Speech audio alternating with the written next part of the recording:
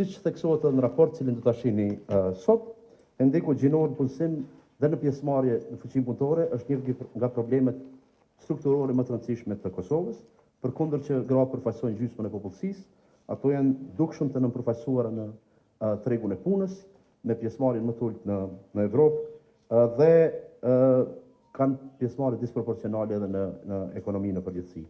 Mirë po ky dokument që do të diskutohet sot, gjithashtu e jep një mesazh të rëndësishëm, sepse përderisa ne jemi të vetëdijshëm për problemet sistemike që i marrin gratë jashtë tregut punës, për ne kanë qenë rëndësishme që t'i vendosim një kosto e cila është asociuar me këtë mospjesëmarrje të barabartë të balancuar në tregun e punës. Rezultatet tona sugjerojnë që në qoftë se do të mbyllej hendeku në punësim, në Kosovë, rritja e produktit vendor bruto për kokë banori do të mund të rritej për ndërmjet 19 dhe 21%. Mirë po ne kemi simuluar edhe një skenar tjetër, i cili e mbyll hendekun vetëm në pjesëmarrje në tregun e punës. Dhe rezulton se në qoftë se vetëm hendeku do të mbyllej, do të mund të rritej produkti vendor bruto për kokë banori diku te rreth 6%, më falni. Këto rezultate janë nxjerrë përmes një metodologjie, e cila e ka një bazë edhe teorike, mirë po i ka disa kufizime të veta. Megjithatë është shumë e mirë për të nxjerrë koston e mospjesëmarrjes të tregut punës, si dhe është e mirë për faktin se përdoret në mënyrë sistematike dhe nga vende tjera, kështu që në mënyrë krahasimtare mund t'i krahasojmë rezultatet me vendet tjera. Këto shifra pra tregojnë koston dhe e bëjnë më urgjente nevojën për me i adresu ato probleme që në mënyrë sistemike janë evidentuar qoftë në studimet tona, studimet e partnerëve të tjerë në forum, po edhe nga çështje të tjera akademike të Kosovës dhe agjencisë zhvillimore, po veçanërisht pjesa e ngushtimit të hendekut në pjesëmarrje, besojmë se është një element ose risi që nxjerr ky dokument.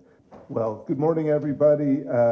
Thank you very much as well for this invitation to speak and to address this report this morning.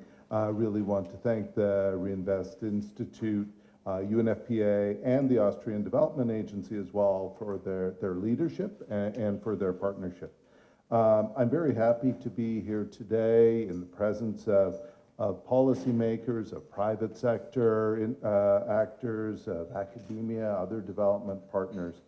And I think it's this kind of collaboration across all segments of society that's important for us when we are trying to develop better policies and indeed to get more sustainable results.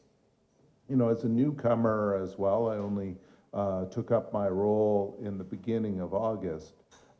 It's also an honor for me to be part of such an important debate, which is really in so many ways central to the way that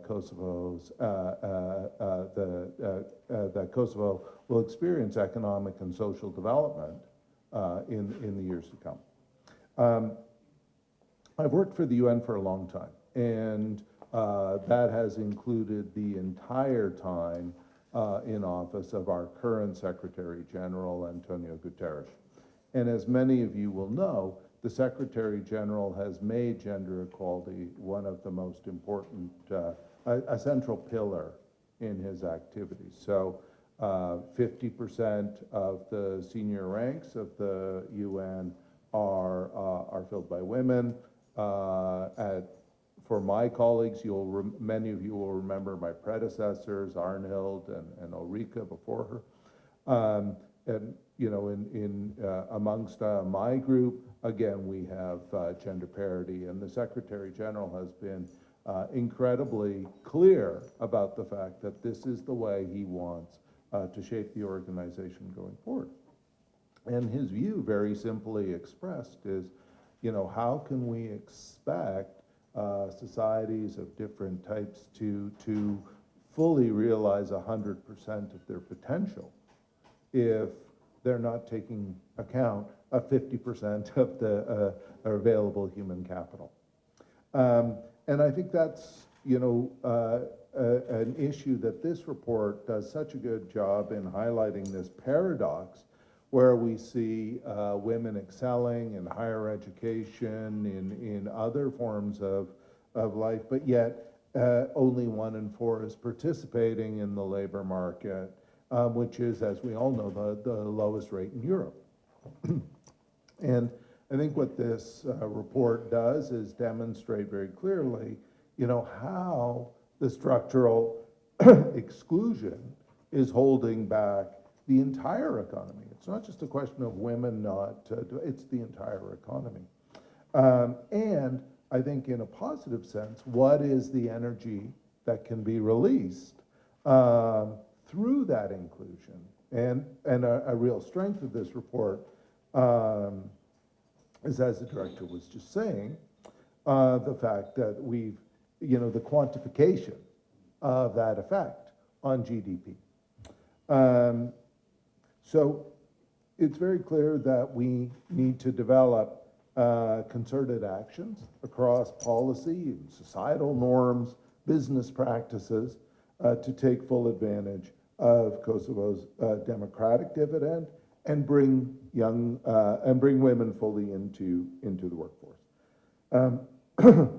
Perhaps I'll highlight 7 points that we put together based on the government's own policies, but also other previous work that we've done as well. And the first is obviously increase the participation of women and youth through job matching, entrepreneurial support, apprenticeships, and startup activities.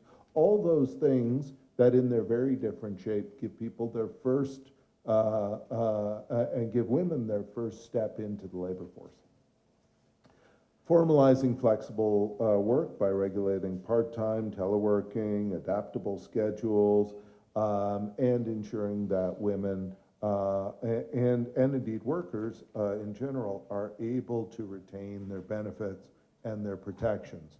So how do we create the flexibility which exists in many jobs, and I think for better or for worse, COVID demonstrated that to us. How do we take advantage of that and build that in, build those work practices as norms where appropriate?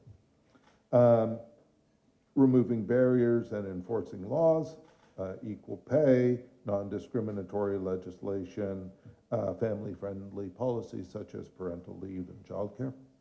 The promotion of women's empowerment principles. How do we bring gender equality into private sector policies, into supply chains as well? Addressing the issue of unpaid care work through investments in childcare, through investments in elder care, disability support, and this includes the full participation of men in those caregiving roles as well. Transforming our care economy related to that, treating care as a growth sector, professionalizing those jobs, and investing in that infrastructure. And on the personal side, my family my father is 94 years old, still lives at home, won't leave, and we've benefited from the fact that we can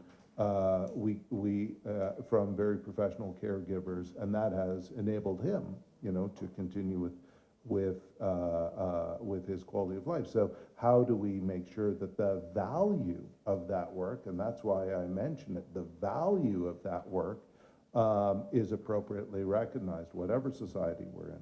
Kam kënaqësinë të jem prezente këtu sot dhe të vazhdojmë iniciativën tonë të përbashkët me Reinvestin si pjesë e projektit më shumë zgjedhje të financuar nga ADA austriake, ku me analizë dhe duke shtjelluar dhe debatuar mbi çështjet e ndryshimeve demografike dhe përmirësimin e politikave të pullësisë në Kosovë, shpresojmë të ndryshojmë politikat dhe përmirësojmë punësimin e grave.